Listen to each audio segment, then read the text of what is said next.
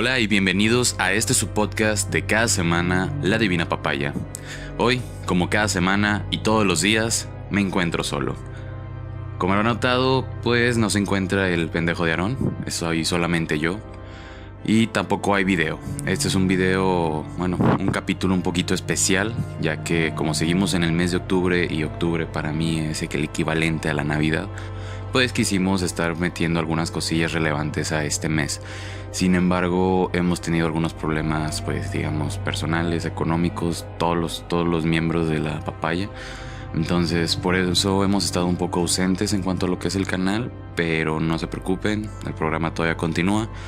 Y créanme que se vienen cosas chidas, se vienen cosas buenas. Y cierta imagen del negrito con su estudio de rapitero. Y qué más tengo que decirles, lo de siempre, suscríbanse, den like, compártanlo, pedirles una disculpa por todos estos días tan ausentes. Yo sé que ustedes me extrañan, yo sé que ustedes anhelan escuchar esta voz insultándolos, amándolos y dándoles amor. Sé que extrañan aquella voz de aquel hombre que solo dice pendejadas. Me refiero a Aarón. Bueno, yo a veces también. Y pues bueno, también agradecerle su apoyo. Hemos visto que el canal todavía ha ido creciendo aunque hemos estado ausentes. Todavía tenemos nuevos seguidores, nueva gente que se está metiendo. Si eres nuevo en el canal, te quiero un chingo, te mando un abrazo. Y espero que disfrutes un chingo el contenido de aquí del canal. ¿Qué más les tengo que decir? Pues yo creo que sería todo. Un poquito de publicidad engañosa y un poco de spam. Los que ya me conocen de cierto tiempo, los que ya hayan seguido el canal por un buen rato, sabrán que pues yo, su servidor Adrián, soy escritor. Entonces voy a estar haciendo unos giveaways en mi página personal de escritor. La voy a dejar aquí en los comentarios.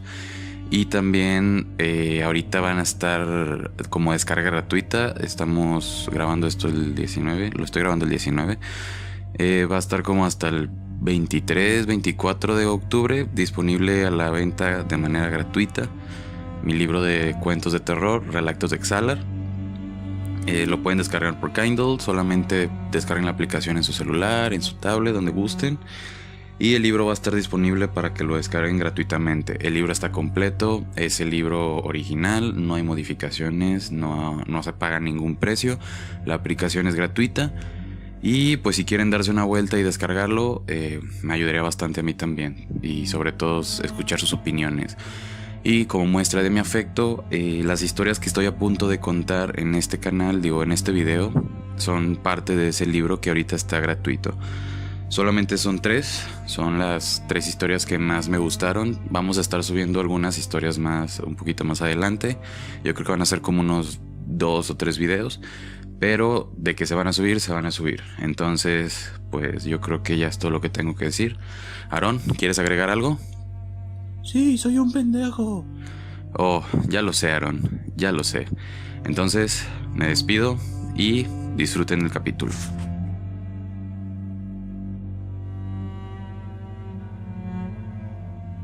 Hasta los fantasmas tienen frío.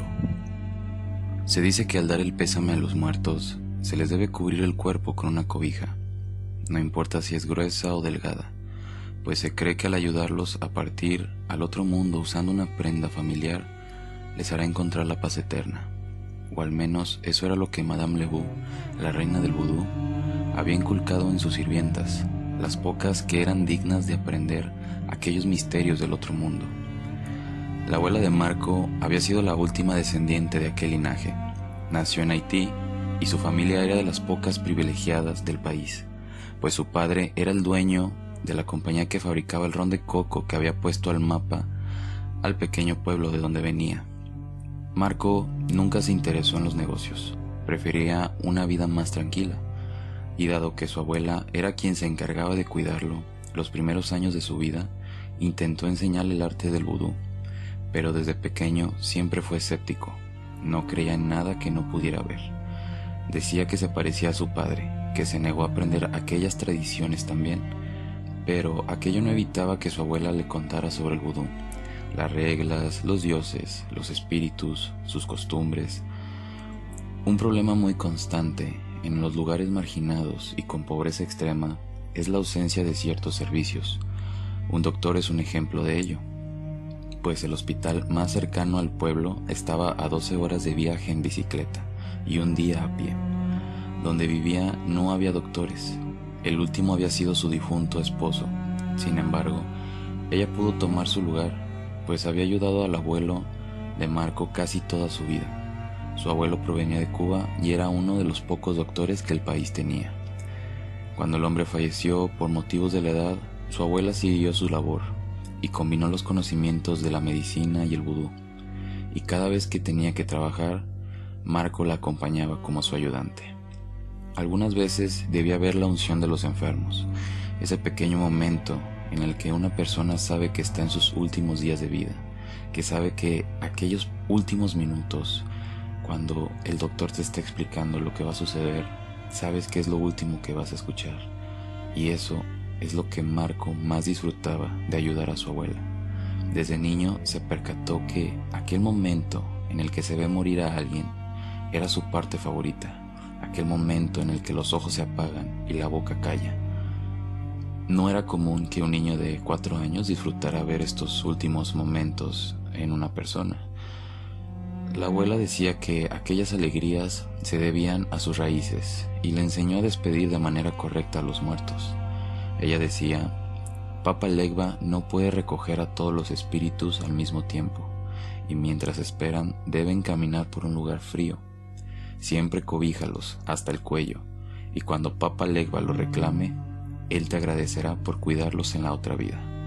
Para su corta edad, aquello era un cuento para dormir o portarse bien, pero su abuela cuidaba de vivos y muertos, y en la vida siempre parecía tener las mejores de las suertes, pues aquel dicho que ella siempre le decía lo terminaba con: Papa Legba me cuida. Marco creció con una vida normal, a excepción de su amor por la muerte, que nunca se fue, y creció de una manera saludable. Se dedicó a la medicina forense. Pensaba que esa era su forma de seguir aquellas costumbres sin tener que vivir en una choza como ermitaño. Ella cuidaba a los vivos, pero su trabajo era cuidar a los muertos. Nunca había sentido arrepentimiento por aquello que había aprendido hasta aquel día, en una de sus prácticas universitarias, cuando aún era estudiante. Era un día normal para él. Le habían encargado el turno de madrugada, pues era el que nadie quería, ya que decían sentir presencias de cosas que no podían ver. Pero Marco se sentía bien con eso. Le recordaba mucho la casa de la abuela, pues siempre solía ser así la casa de la abuela. Además, era el único turno que se le ajustaba con la escuela y el trabajo. Ese día llegó como de costumbre a las 9:30 de la noche, pues hacía 1:30 de su departamento de estudiante a la morgue judicial, donde hacía sus prácticas de autopsia. En ese entonces realizaba sus primeras prácticas. El turno empezaba a las 11, así que en ese lapso de tiempo intentaba dormir y tomaba algunos somníferos que le hacían conciliar el sueño hasta su hora de entrada. Sin embargo, ese día salió tarde de casa y había olvidado sus pastillas, por lo que no pudo dormir ese pequeño lapso de sueño que le hacía aguantar un turno de 12 horas. Se dedicó a estudiar ese lapso de tiempo. Tendría un examen al día siguiente y pues debía estar preparado. Al entrar en turno, revisó los recién llegados, como de costumbre, y se quedó en la sala con los cuerpos a revisar. No había nada raro, lo normal de siempre. Algunos pandilleros, algunas víctimas de algún crimen. Nada nuevo. Hasta ese punto el día iba normal. De hecho, a veces le gustaba recordar a la abuela cobijando a los muertos hasta el cuello, como ella lo hacía. Ese día cobijó a todos los cuerpos recién llegados, y cuando terminó, los guardó en el congelador.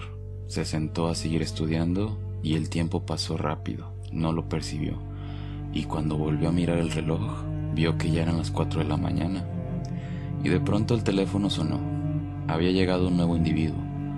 Hombre de quizás unos 36 años, tez afroamericana, era oscura, pero tenía ese color caribeño que solo los latinoamericanos podemos conseguir. Peso de 250 kilogramos, altura de 200 centímetros. Ninguna lesión notable en el cuerpo, pero con quemaduras internas en las venas del tórax y del cuello, Firmó el registro y terminó los demás procedimientos, y miró el rostro de aquel hombre.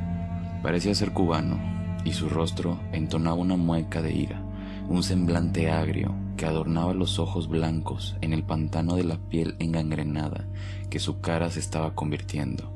Su rostro le provocaba escalofríos. Era raro que sintiera eso, pero aquel hombre parecía decirle con aquella mirada vacía y helada: «Lárgate». Marco no podía siquiera verlo, así que decidió cobijarlo hasta el rostro, pero el teléfono sonó y lo desatendió. Esa noche recuerda dos cosas. La primera era que el examen de datación por radiocarbono, un examen que se le suele hacer a las víctimas que llegan a las morgues para calcular su edad con los huesos. La edad de aquel hombre calculaba una edad de 102 años, lo cual parecía increíble, pues aquel hombre no parecía rebasar los 60 años. En caso de ser acertada, era algo magnífico. Y la segunda es haber tropezado por el sueño y golpearse con la cabeza con la silla y perder la conciencia por el cansancio. Cuando recuperó la conciencia, el teléfono seguía sonando y al contestar solo se escuchó una respiración profunda.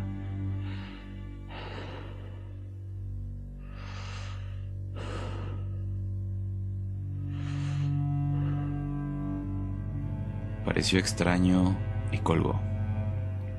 Se convencía de que había sido una broma telefónica y se dispuso a comenzar la autopsia del hombre, pero al darse media vuelta y mirar la mesa de acero donde lo había dejado,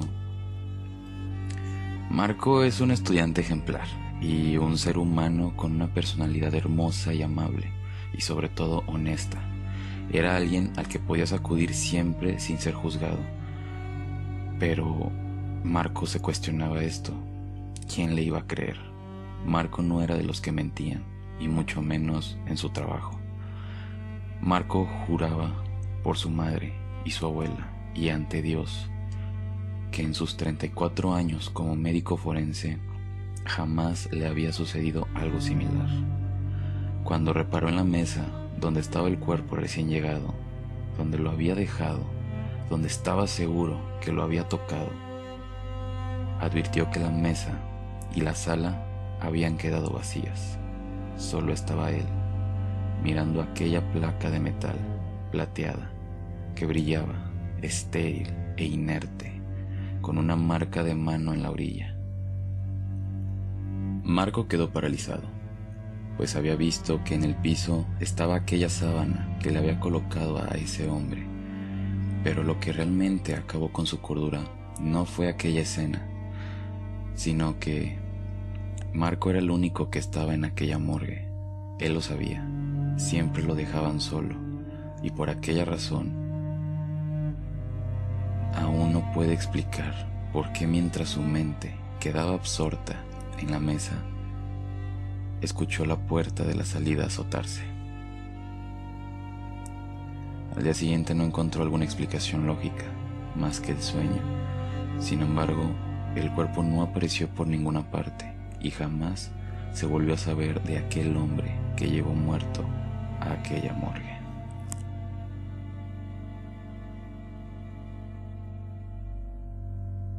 Amigos imaginarios. El cielo se había nublado en punto de las 4 de la tarde, y en el aire el olor del petricor volaba y provocaba el olfato de las personas que caminaban en la calle. Ese día se había pronosticado una tormenta eléctrica con granizada. Al igual que los demás, Skin caminaba apresurado, mientras las primeras gotas de lluvia comenzaban a caer del cielo y empapaban lentamente la ropa y el sombrero de aquel hombre. Caminaba por la acera mirando a la gente que comenzaba a cubrirse de las primeras gotas de lluvia que empezaban a caer. Cuando la lluvia comenzó a arreciar, el viento comenzó a empujar a Skin. Comenzó a correr para refugiarse en una parada de autobús, pues debía volver a casa de inmediato. La gente estaba aglomerada y conforme pasaba el tiempo, la gente partía en cada autobús que llegaba. En cuanto más esperaba su autobús, más notaba que su abrigo no lo cubría suficiente de la lluvia que comenzaba a golpear los cristales de los edificios haciéndolo sonar en un coro amenazante que amedrentaba a los transeúntes, pues parecía que en cualquier momento una lluvia de cristales rotos caería sobre ellos. Sin embargo, eso nunca sucedió. Skin decidió esperar a que dejara de granizar, pues su autobús parecía que ya no pasaría pronto, y según el itinerario, pasaría dentro de 3 horas. Prefirió caminar a casa, lánguido y torpe. Había tenido para dormir en las últimas semanas tal vez 2 horas, ni siquiera 2 horas seguidas, pues en esas 2 horas se despertaba sin ningún motivo. Mientras esperaba que el granizo cesara, se sentó a beber su café. Pensó que no era la manera que quería celebrar su nuevo empleo, pero al menos ya no debía preocuparse por cómo pagar la renta el siguiente mes. Mientras se limpiaba las migajas de la dona que comió, advirtió de reojo una alcantarilla en la calle, que estaba al otro extremo, tragando los ríos de agua helada con granizo que corrían por el pavimento. De un momento a otro, la avenida se había convertido en un río desbocado, y observó un rostro mirándolo fijamente, unos ojos considerablemente pequeños, pero muy abiertos, y advirtió que aquella extraña mirada no tenía párpados.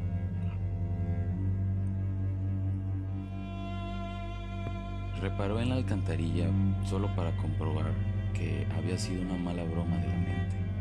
Sin embargo, aquellos ojos eran reales y descansaban en la penumbra de aquella alcantarilla, mientras le desnudaban el cuerpo con la mirada, como si aquel hombre escuálido de espalda ancha fuera un objeto atractivo para espiar.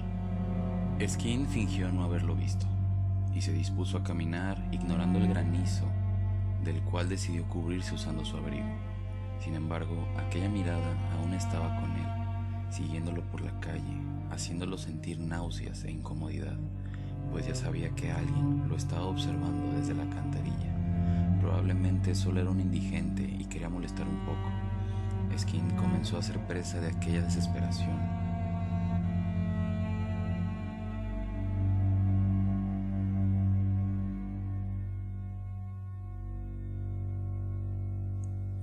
El último hombre en el mundo. El mundo había sufrido un gran apagón, pero las luces de la calle alumbraban como cualquier otro día. Las televisiones funcionaban, pero sin ninguna señal. Y la ciudad estaba tan vívida como solía estarlo todos los días. Sin embargo, la gente era distinta, como lo había sido los otros días. No había una sola persona con una sola luz en los ojos, pues el mundo había sufrido un apagón, y lentamente el caos en el mundo, liderado por los instintos primitivos de la gente, destruyeron las plantas eléctricas y las ciudades eventualmente durmieron eternamente, y la incertidumbre asumía el mandato rápidamente ante la razón y la cordura de la gente. El mundo había sufrido un apagón, pero la luz eléctrica había desaparecido un mes después del gran apagón que había sufrido el mundo. Se había perdido la luz de la memoria de la sociedad en cuestión de segundos. 7.53 miles de millones de personas habían perdido totalmente su memoria y eventualmente su inteligencia. Madres rompían los cuellos de sus bebés ante el fastidio de sus llantos, olvidaban el rostro de sus hijos. Amigos de toda la vida peleaban a muerte con lo que encontraban en la calle, y en la confusión decenas de miles fallecieron ante las manos de un mundo dominado por animales violentos. ¿Qué sucedió en el mundo? ¿Una enfermedad? Quizás. ¿Un virus? ¿Una nueva arma del gobierno? Nadie lo sabría jamás. Las mentes más brillantes del mundo se encontraban ahora escarbando en la tierra y peleando con otros por un bocado de fruta podrida. El apagón fue tan repentino y colectivo que no hubo siquiera noticieros hablando de aquel suceso. Después del apagón hubo inundaciones masivas de estupidez y la violencia había comenzado a ahogar la razón en cuestión de horas. Todos estos eventos habían desconcertado a Dan, el único humano en la Tierra que había conservado su memoria y su cordura. Sucedió un jueves en la tarde. Se hallaba haciendo las compras. La fila era larga y miraba las revistas mientras echaba un par de dulces a su canasta. Los pitidos de las cajas registradoras sonaban como una orquesta en la antigua Sydney, a un solo ritmo, como usualmente lo hacían en los días de promoción verde, como lo llamaba la empresa, para fomentar un poco el consumo de verduras y frutas. Mientras la fila avanzaba, Dan miraba una revista de salud para hombres, donde hablaba de hamburguesas saludables. Una buena hamburguesa debe tener... pensó. Dan era fanático de la comida. Por su metabolismo y su constante trabajo en el gimnasio, lo mantenía en forma. Debe tener una carne bien cocida y quizás mucho queso. Después de eso, la fila avanzó y tomó una revista que había dejado sobre la máquina de refrescos. Comenzó a hojearla. Era una revista de National Geographic y había un artículo que llamó su atención respecto a la influencia del cannabis en las patologías mentales, y también había un artículo sobre un nuevo método de neurocirugía que habían nombrado método de reemplazo de eventos emocionales, y entre paréntesis venía su nombre coloquial, golpe de Morfeo. Dan sintió un leve déjà vu, no le prestó atención y echó la revista a su canasta, pues sentía atracción por los datos que lo hicieran pensar. Cuando la fila avanzó nuevamente, escuchó a la cajera pelear con la mujer que estaba atendiendo. ¿Qué es esto? No sé qué es. Podía escucharlas claramente. Echó la revista a la canasta y observó la discusión que empezaba a empeorar. Y yo qué sé, no sé quién eres. Las mujeres pelearon porque ninguna sabía qué sucedía. Había sido algo raro, pero no prestó atención hasta que la gente de la fila comenzó a mirarse mutuamente y actuar de la misma manera que la cajera y la mujer. En ese momento habían sucedido 0.02 segundos del apagón mundial. Eventualmente todo el supermercado comenzó a pelear y Dan, en respuesta, salió de inmediato a casa. Pasaron 3 semanas y el mundo ya no era como Dan lo recordaba. Ahora la gente actuaba distinto, eran animales, sin cordura, con el único motivo de comer y reproducirse. Era difícil para él, pues la carga de la constante supervivencia lo amenazaba cada vez que la luz del sol salía por las mañanas, y poder mirar personas que quería y conocía, queriendo matarlo para comerlo, o matándose entre ellos. Aquello le causaba mucha angustia. Decidió nombrar a los habitantes con el apodo de Hachis. Al pasar 6 semanas, habían desarrollado un desagrado por la luz nocturna y salían durante el día para cazar. No poseían dientes afilados o garras, solo eran personas desaliñadas que caminaban de manera que arrastraban sus manos. Parecía el caminar de un chimpancé, pero sus manos se apoyaban solo con sus dedos y la ropa les parecía demasiado molesta. Solían andar desnudos, aunque ciertos grupos aún conservaban sus prendas para soportar el frío de las noches. Era mediados de enero y el frío arreciaba constantemente. Para Dan era común salir a la calle y encontrar cuerpos devorados o cadáveres morados, congelados por las bajas temperaturas. Cuando las provisiones se terminaron, Dan se vio obligado a salir de su apartamento para atracar algunas latas de atún y botellas de agua de los supermercados más cercanos de su departamento. Sabía que aquellas provisiones no serían duraderas y pronto se terminarían y tendría que irse de aquella zona. Mientras caminaba, empujando el carrito que usaba para llevar sus provisiones, a lo lejos miró 2 puntos pequeños. A lo lejos se podían discernir 2 pequeños puntos amarillos, como luces. Debía ser un auto. Algunas veces Dan encendía las luces de los autos que no estaban en mal estado para poder guiarse en las noches en caso de salir.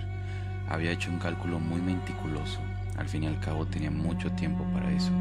Un Volkswagen usado podía tener las luces encendidas por 23 horas continuas si no llovía, y un Chevy estrellado solo podía mantenerse iluminado por 15 horas.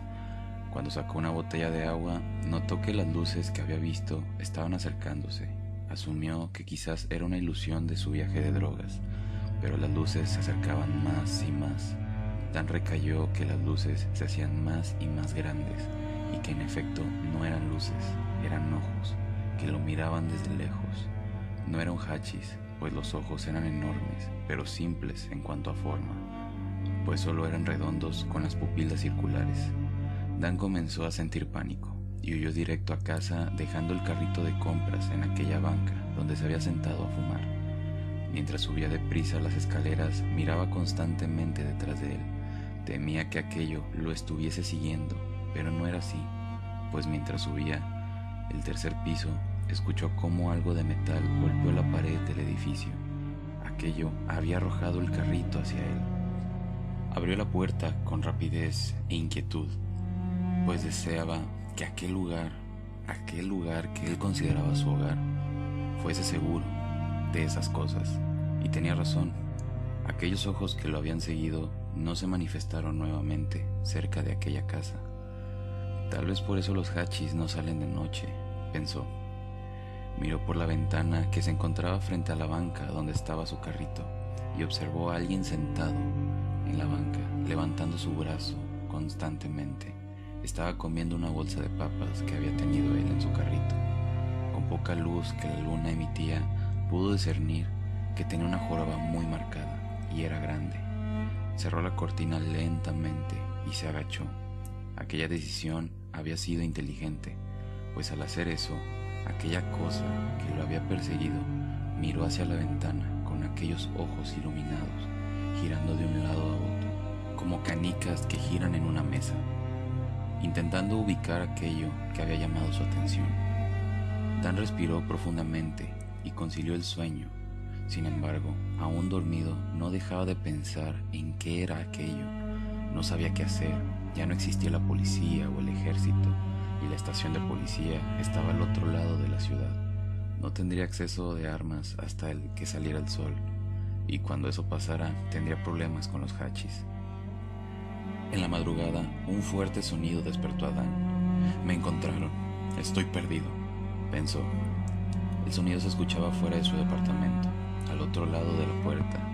Dan se acercó cautelosamente, de no hacer el más mínimo ruido, y miró por la mirilla de la puerta. La sangre se le congeló en un instante y con sus manos cubrió su boca de manera instintiva para ahogar el grito que su cuerpo le pedía soltar ante el pánico que aquello que había visto le causaba. Luchó por no sucumbir ante el pánico y miró nuevamente la mirilla. Aquello era enorme, quizás 3 metros o más. Su extenso cuello le permitía mirar los alrededores, incluso antes de llegar a ellos, y su rostro era redondo, como aquellos grandes ojos amarillos que brillaban como lámparas. Habían entrado al departamento de enfrente, que estaba abandonado. Sabía que lo estaban buscando. Se alejó de la puerta lentamente hacia la cocina para tomar algún cuchillo. Sin embargo, la ventana le produjo una calma cuando los primeros rayos del sol entraron por ella y unos violentos pasos bajando las escaleras los acompañaron. Dan respiró. Aquello se había ido, y al mirar por la ventana, miró a aquello correr, y uno igual a él siguiéndolo. Eran 2 bestias que se alejaban, pero al hacerlo, un hachi se interpuso en su camino. Lo tomaron del cuello con tal fuerza que murió al instante por un cuello roto. Dan estaba aterrado, no sabía qué hacer cuando las 2 criaturas lo encontraron, y optó por mudarse ese mismo día. Mientras conducía por la carretera, el sol comenzaba a ponerse e hizo parada en una gasolinera para cargar combustible y descansar. Partiría en la mañana a primera hora. No quería arriesgarse a que aquello lo encontrara dormido. Sin embargo, haber descansado en los límites de la ciudad había sido su mayor error. Mientras dormía, comenzó a escuchar pasos fuera del auto. Dan no reaccionó porque, bueno, estaba dormido. Es un hachis, se dijo a sí mismo. Plácidamente, pensó. Sin embargo, al mirar la penumbra sin luna, volvió a reconciliar el sueño, despertando sobresaltado rápidamente. Los hachis salen de noche. No salen de noche. Levantó el asiento y frente al vidrio de la ventana, trepados arriba del techo del auto, estaban aquellos ojos mirándolo insensatamente, moviéndose de un lado a otro mientras lo analizaban. Dan quedó congelado ante el pánico. Su único resguardo era aquel ataúd de acero que lo separaba de ellos y parecía no querer dañar el auto. Por alguna razón, las criaturas en serio no querían dañar el auto. Inmediatamente los seguros de las puertas bajaron y cerraron las puertas, y aquellas criaturas soltaron un desasosegado grito iracundo. Dan no comprendía lo que sucedía, pero sabía que se habían molestado con él por poner los seguros. El sonido del grito era tan fuerte que los vidrios comenzaron a retumbar insensatemente. Dan, temeroso de que se rompieran como en las películas, quitó los seguros y las bestias callaron y bajaron del auto. Se reunieron frente a él y parecía que platicaban. Solo se cuestionaba qué era lo que discutían. Pensó que quizás hablaban sobre cómo devorarlo o matarlo. No quiso correr riesgos y pisó el acelerador para atropellarlos, pero aquellas bestias detuvieron el auto con una mano, como si fuera un carrito de juguete, mientras que la otra, inundada de una cólera irracional, arrancó la puerta del auto y sacó a Dan tomándolo del brazo. Dan sintió cómo los huesos de sus brazos sonaban, se estaban rompiendo. La fuerza que la mano imponía sobre su piel le estaba fracturando cada hueso de su muñeca. Cada tendón se estaba cortando por los huesos fragmentados que lo desgarraban. Su frente aperlada de sudor helado delataba el miedo y el pánico que su corazón y su alma sentía. No sabía qué era lo que había sucedido con el mundo, no sabía qué pasaría con él. Cuando su cuerpo pudo reaccionar, tomó el gas pimienta de su bolsillo y lo roció en aquellos grandes ojos brillantes que lo hacían cerrar los suyos.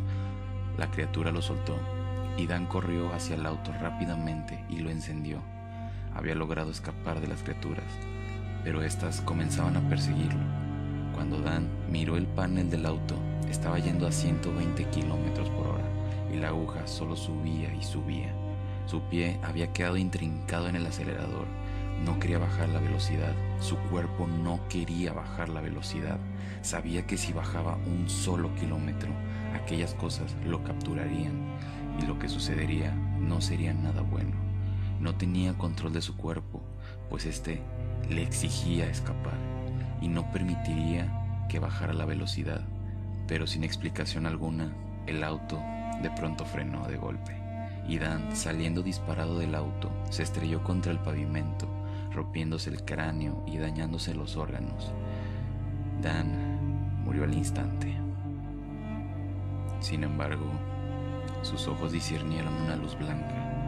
Pensó que era el cielo, pues sabía que no podría sobrevivir a un golpe así.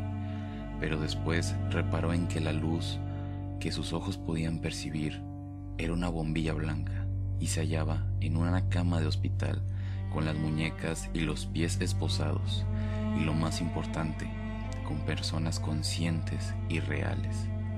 Pensó que era un sueño hasta que uno de ellos le habló. Dan, ¿me escuchas? La mano del doctor golpeándole la cara suavemente se sentía real. No podía hablar, estaba en shock y solo pudo asentir. Grandioso, sobrevivió. El doctor, tomando apuntes en una tabla, encendió una grabadora y comenzó a hablar. El sujeto presenta taquicardia, tras haber despertado del estado de coma inducido por el golpe de Morfeo por 1 año. Se encuentra en un estado catatónico y no responde las preguntas. El encefalograma nos dirá si su cerebro sufrió algún daño cerebral. Conclusión: prueba número 63 de invasión del psique dañado, fracasada. La mente del sujeto presentó anticuerpos ante el suero, creando 2 criaturas humanoides de ojos amarillos que lo perseguían. Las neuronas sedadas se manifestaron como personas primitivas. El sujeto no parece recordar dónde está, por lo que concluimos que el suero inhibe la memoria de largo plazo. Dan estaba confundido. No entendía lo que sucedía. Solo miraba a los doctores y enfermeras sin parpadear y jadeando. Se percató de tener en los brazos agujas que le transferían una especie de suero. No entendía lo que sucedía.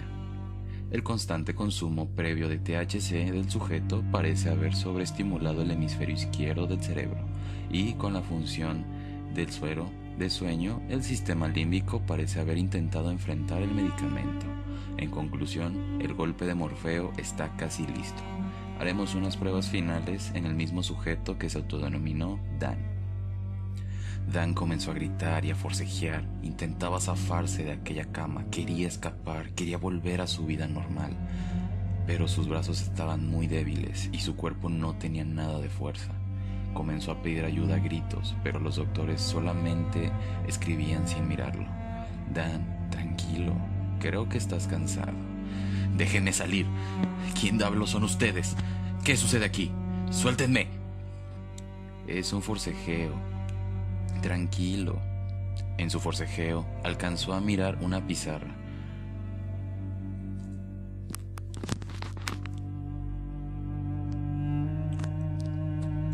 En su forcejeo, intentando escapar, alcanzó a mirar una pizarra y su mirada quedó absorta en ella.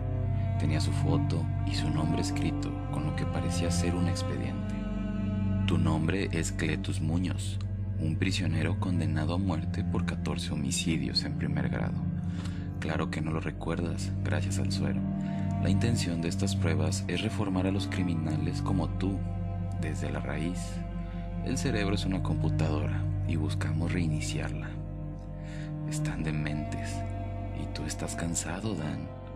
Lentamente Cletus comenzó a sentir los ojos pesados y volvió a abrirlos, pero el suero estaba siendo surtido en su cuerpo y nuevamente estaba surtiendo efecto. Rápidamente Cletus cerró los ojos y cayó de nuevo en aquel sueño. Al percatarse que estaba despierto, reparó en que estaba en el supermercado, mirando aquella revista de National Geographic, donde un artículo había llamado su atención. Un nuevo proceso de rehabilitación para enfermos mentales llamada Método de Reemplazo de Eventos Emocionales, y entre paréntesis su nombre coloquial, Golpe de Morfeo. Y en ese instante, Dan, sintiendo un pequeño déjà vu, tomó la revista y avanzó en la fila.